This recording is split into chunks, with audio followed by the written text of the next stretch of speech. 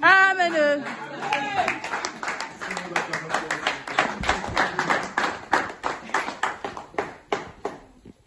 Amen, amen. Amen. Mon témoignage, je vais d'abord appeler ici à un frère, à une sœur. Et la vie que Dieu nous donne est un témoignage. Amen. Aujourd'hui, il y a plusieurs parmi nous qui n'est plus de ce monde. Comme papa pouvait dire qu'ils sont sur les lits des hôpitaux.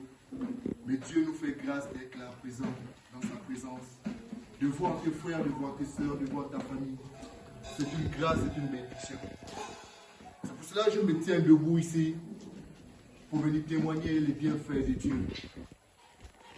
Pendant que papa est en train de prier sur la terre, je disais que je veux venir témoigner les bontés de Dieu.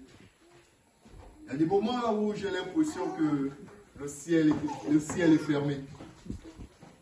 Mais lorsque je prie le Dieu que notre Père nous ait présenté, quelle que soit la situation, Dieu étend toujours sa main. Amen. Malgré les blocages, malgré tout ce qui peut s'élever autour de moi, Dieu étend toujours sa main. Amen. C'est pour cela ce matin, j'ai décidé de venir témoigner les bontés de Dieu. Je prie qu'il continue toujours à faire dans ma vie. Je prie qu'il me donne toujours la vie. Parce que tant que je vis, les épreuves seraient là. Il va toujours amener des victoires en victoire.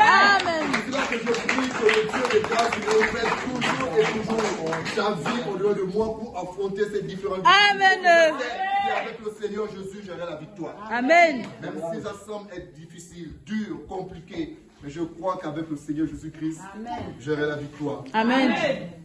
Et je viens ici encore témoigner ma venue dans cette église, Maranatha, maison du surnaturel. À cette époque, on était encore de l'autre côté, chez papa. C'était compliqué. On avait un effectif vraiment très solide. Et pour rentrer dans cet effectif, ce n'était pas facile. C'était dur, c'était compliqué. Et beaucoup n'avaient pas accepté parce qu'ils pensaient que je venais pour quelque chose, pour un but et peut-être repartir. Mais après, ils ont compris que je suis là, c'est pour la volonté de Dieu. Et il y a un frère qui a attiré mon attention, malgré que les gens autour peut-être doutaient de moi. Le frère ici, c'est l'ancien Moukala Gervin que j'ai trouvé dans cette église. Il était un exemple pour moi. Parce que malgré les punitions qu'on pouvait lui donner, malgré les sanctions, à un moment je me posais la question que, comment papa est dur avec l'ancien?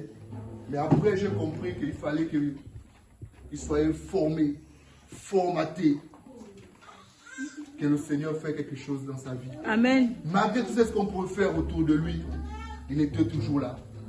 Il demeure toujours. 5 heures, il est là, il nettoie l'église. Lorsqu'on arrive, toute l'église est propre. Qui est passé, c'est l'ancien Moukala. Celui qu'on a crié. Sur lui, il est toujours là.